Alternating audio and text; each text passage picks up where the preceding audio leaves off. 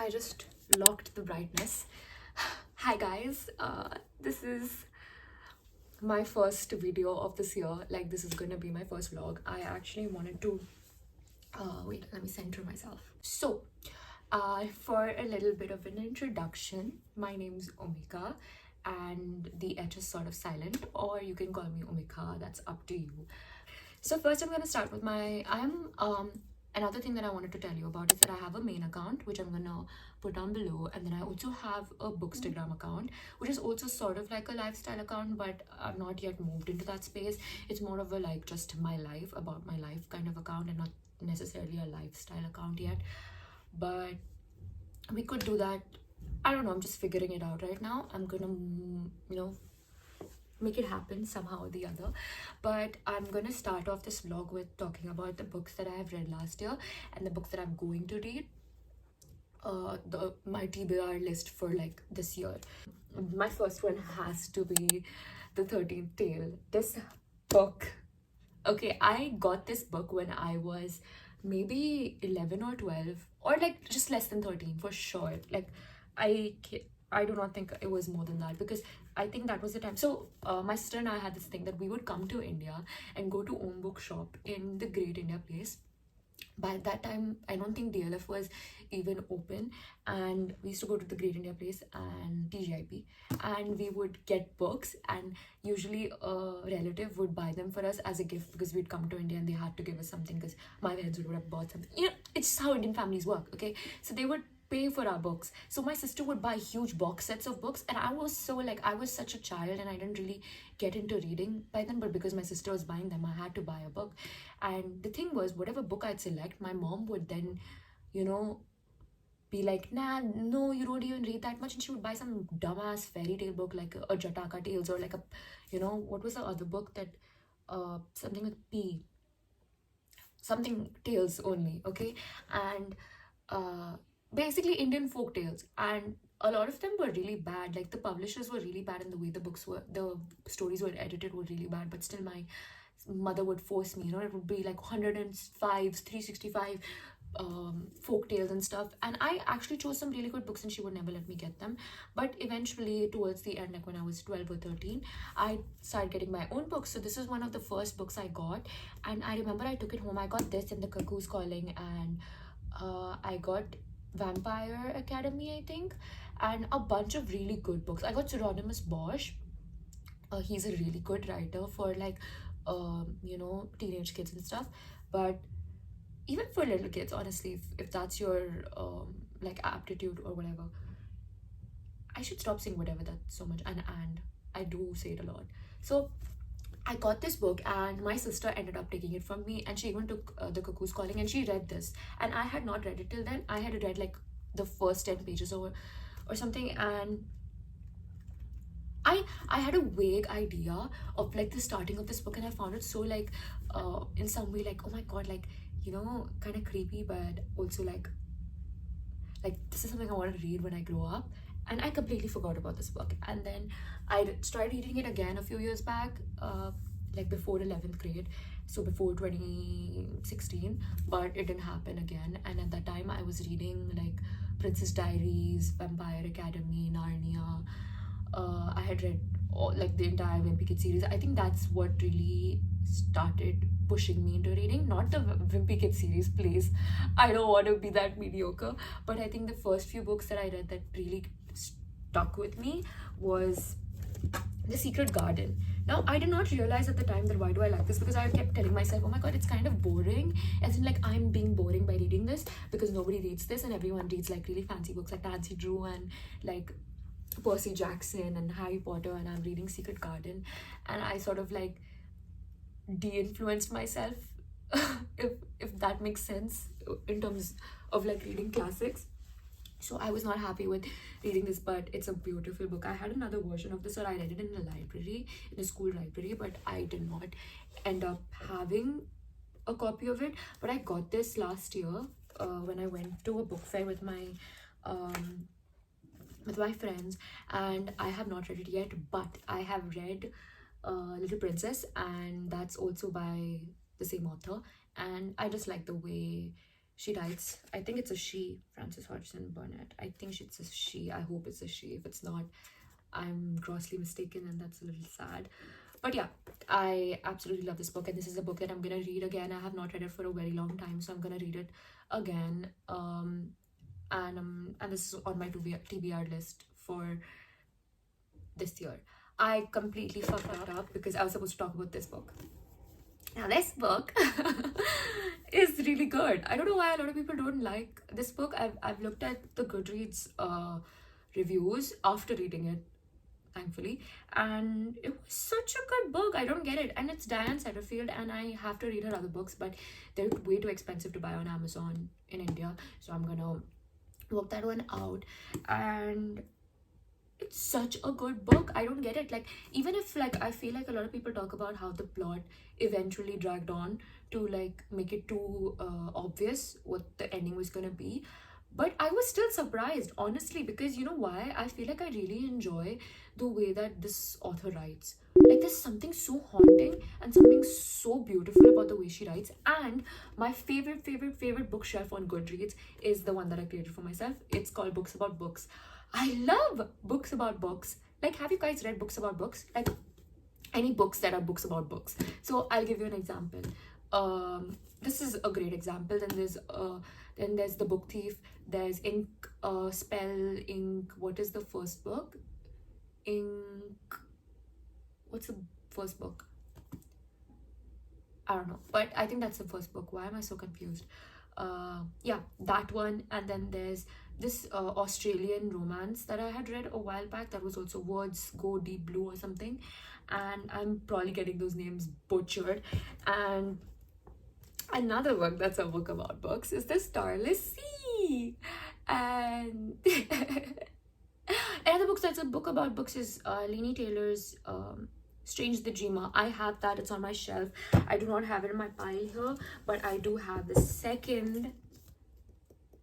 sequel to that book, and I haven't read it yet. It's so pretty. The last book, I sort of wore it out because I would carry it in my hand all the time, and it got all like this, the cover and stuff got really bad, and it's such a beautiful book though. It's like this amazing shade of blue, and I fucked it up, but it's fine. I have this one now. I'm gonna read it soon. But my point is books about books. That's my favorite genre. I love reading books where authors will talk about books, and they'll talk about like the setting, the background, everything is books. The character's whole personality is in some sense a book. And you can say the same about Anne of Green Gables. Oh my god. Okay, so I have to admit that I watched the show first and I have not read it.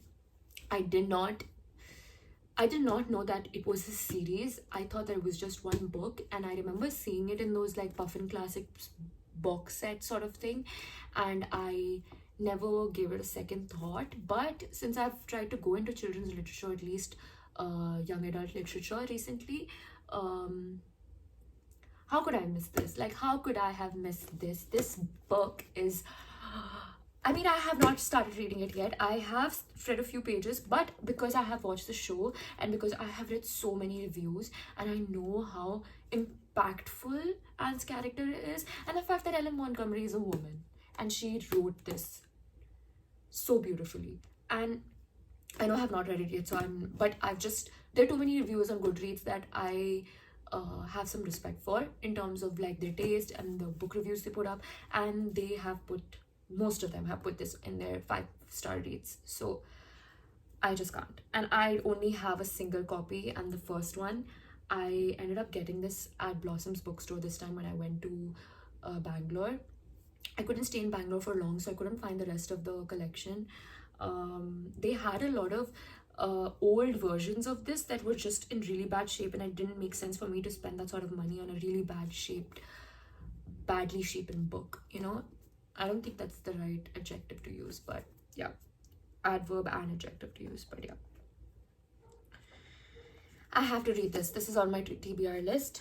So I've covered 2 books that are on my TBR this time. That's Laini Taylor's Muse of Nightmares, which is the second book in the Strange the Dreamer series, and then Anne of Green Gables. I actually found this amazing box set of Anna Green Gables on Amazon. It was over 2k, a little bit, like I think it was 2k, and I just have spent too much money this month to buy it. So I'm gonna skip 1 month of buying my books, and then I'm gonna buy the whole set.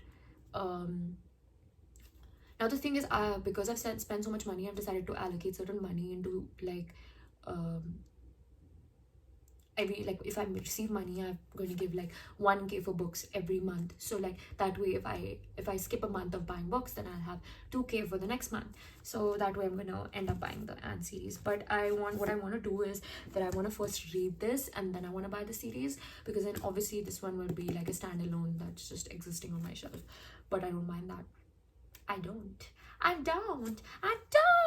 Okay. Yeah, this is gonna be the first book I want to read after I finish reading The Starless Sea, which I still haven't finished. It's taken me way too long, and I feel like kind of shitty. And I watch all these reels of book bloggers talking about how they feel when they can't finish a book, and like how they have set a goal for the year. So like a lot of book bloggers set a goal on Goodreads, or they set a goal on a different app. Perfect temperature. They set a goal on like Goodreads or like on another app where they're like, oh, 200 books this year, 100 books this year, 50 books this year. And because they want to match up to the reading pace of other book bloggers and how much they're able to post because they've completed reading a certain book. And it talks about, like, they all talk about burnouts and how they're not reading books that they actually want to read, or reading 500-page books, or like just thick books, you know. They're just sticking to like really thin books that they could complete within a certain time, so that they can keep reading more and more books, and they can add it to their, you know, reading challenge or whatever they've taken up for the year. So that's not something I want to indulge in, even though I do want my book blogger account to grow. I've seen other accounts that they're really good. It's just not my taste, and I feel like they're growing so quickly. They go to 200 followers within a weekend. I just don't know how to make my following grow right now, but I'm getting there. I am more focused on producing content instead of gaining views. So yeah, this is the book.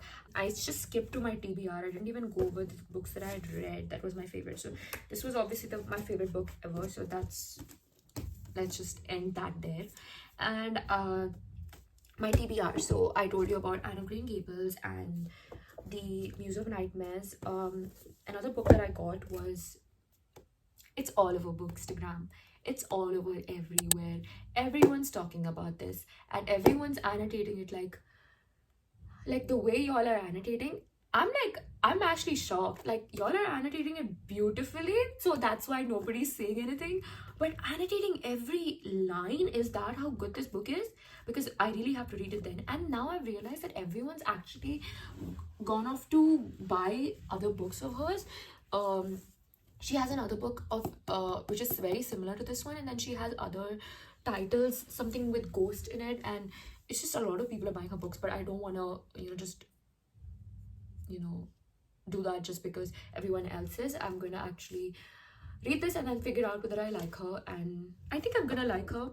I found this, which was also 20 rupees at Blossoms. What I didn't realize was that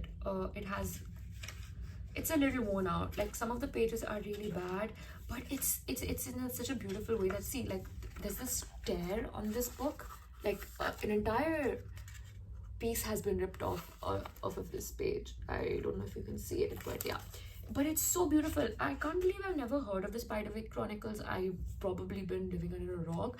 But at the time, I was with my sister's partner, and he told me that he loved, or she told me that he loves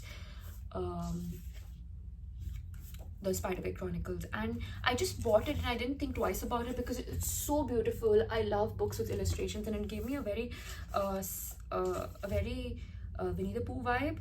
Because look at how beautiful this book is. Like, I can't with how beautiful this book is. And I wanted to start reading it immediately because the illustrations are so beautiful, and it also reminds me of the Unfortunate series. I bought three of the books in that series in a particular edition, and I had to leave them with my sister. I mean, she did sort of keep giving it to me, but I couldn't carry it back because I just did not have the weight allowance.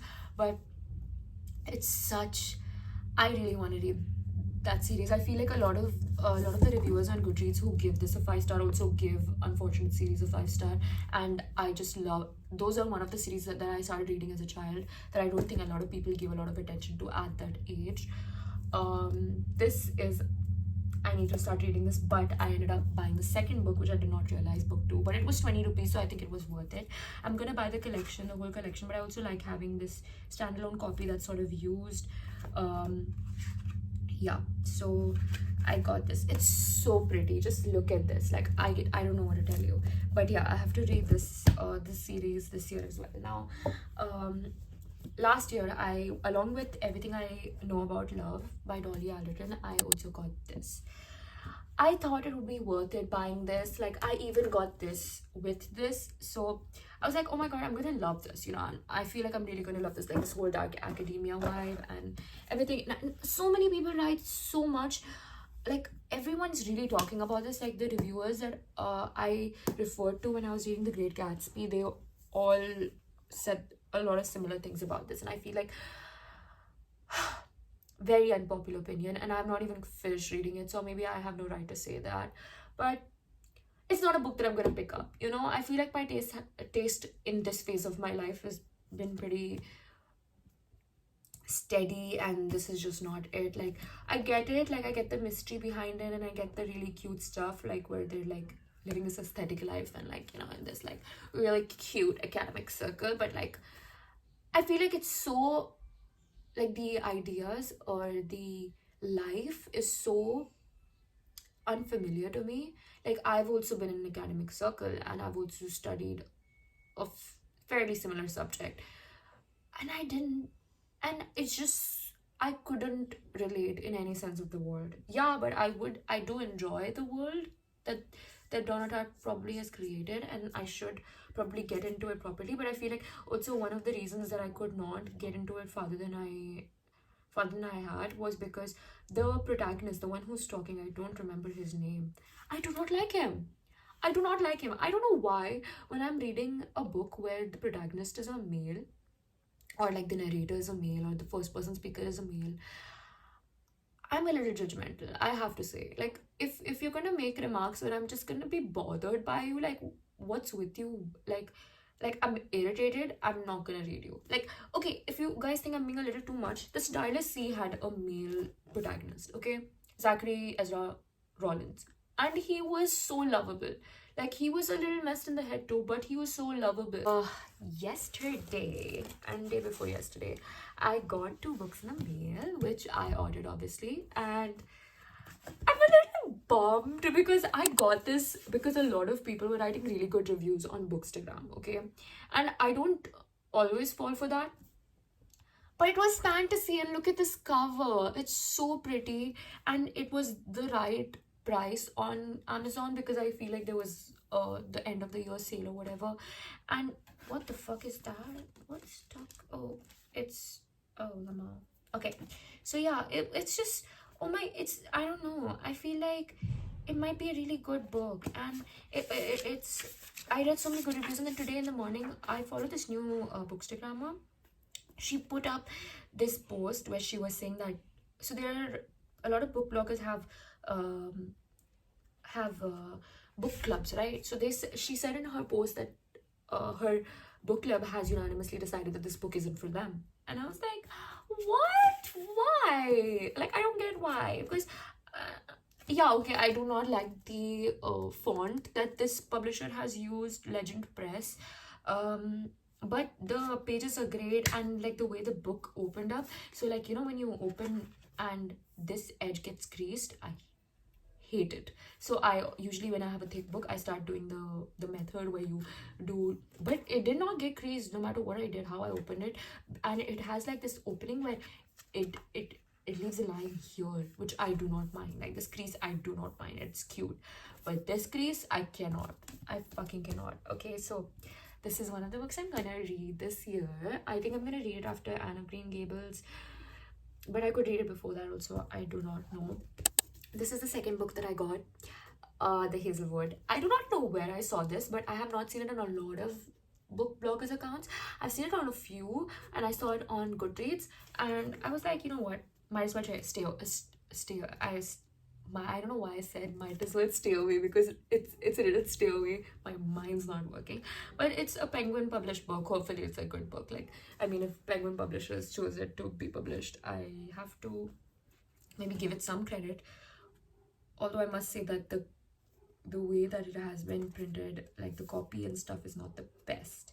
But it's not. I know that it's a genuine copy, so maybe that's just how it is. But it's a relatively thin book, and the text is a little larger, so I feel like I might be able to finish this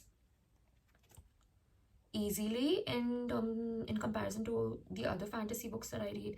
I'm a little excited because this is also about stories. It's about fairy tales, the Hazelwood, and the Seven Skins of Esther Wilding is also a little about fairy tales, and that's why I was excited. I was like, oh my god, books about books. I have to. I also bought The Book Thief last year, which I never got around to reading.